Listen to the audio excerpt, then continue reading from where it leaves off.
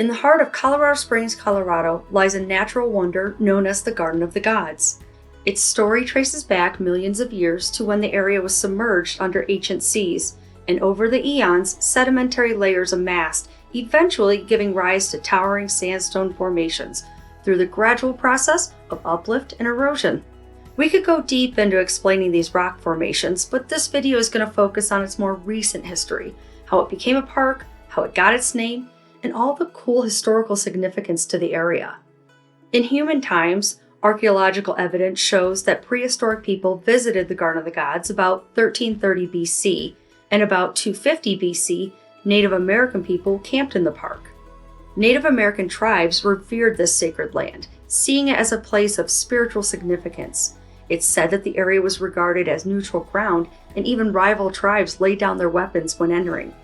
Several tribes were known to travel this area: the Apache, Cheyenne, Comanche, Kiowa, Lakota, Pawnee, Shoshone, and Ute.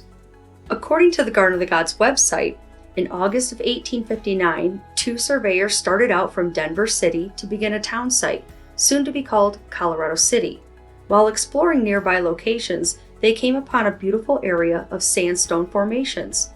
Surveyor M.S. Beach suggested that it would be a capital place for a beer garden when the country grew up. His companion, Rufus Cable, a young and poetic man, exclaimed, "Beer garden?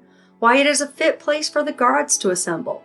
We will call it Garden of the Gods." It's been so called ever since.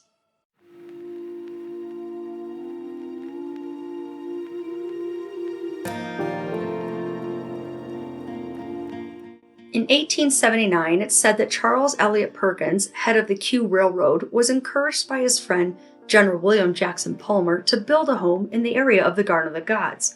Palmer, a Civil War hero and railroad magnate, had founded the city of Colorado Springs in 1871.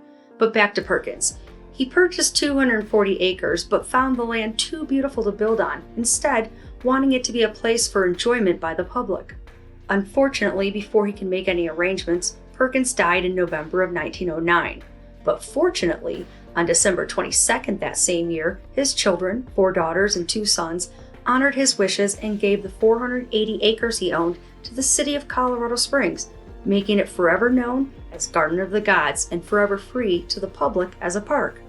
In 1971, the park was designated a National Natural Landmark, and in 1979, it was added to the National Register of Historic Places. In the National Landmark documents, the garden is described as the most striking contrast between plains and mountains in North America, with respect to biology, geology, climate, and scenery. Another interesting story of note involves the park and dinosaurs. In 1878, Professor James H. Kerr of Colorado College discovered what he believed to be portions of 21 different sea monsters in the Garden of the Gods area. Then, in 1886, O.C. Marsh, a famous dinosaur paleontologist from Yale University, came to Colorado Springs and identified the fossil skull as a Camptosaurus dinosaur. He had the skull shipped back to the Peabody Museum in New Haven, Connecticut, where it was forgotten for over 100 years. In 1994, while the visitor center was being built and the idea of the dinosaur exhibit was being formulated, team members were told about the skull found in 1878. This led to a replica of the skull being created at the Denver Museum of Nature and Science to be exhibited in the Nature Center.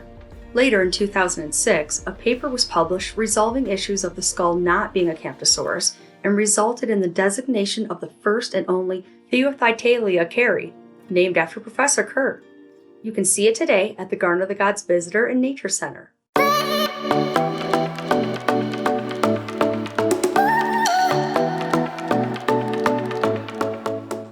Also within the garden's boundary is Rockledge Ranch Historic Site.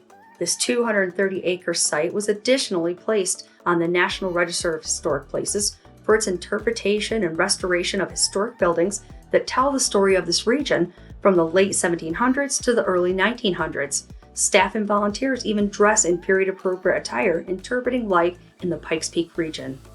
When you visit the park, be sure to stop by the Garden of the Gods trading post. It's got a little bit of everything from a wide range of souvenirs, coffees and snacks, to a beautiful back patio for lunch. Also be sure to visit the official website at gardenofthegods.com for more information about everything from dog rules to planning your trip to viewing their live cam. All of this is why the Garden of the Gods is one of the most beautiful and free to visit city parks in America.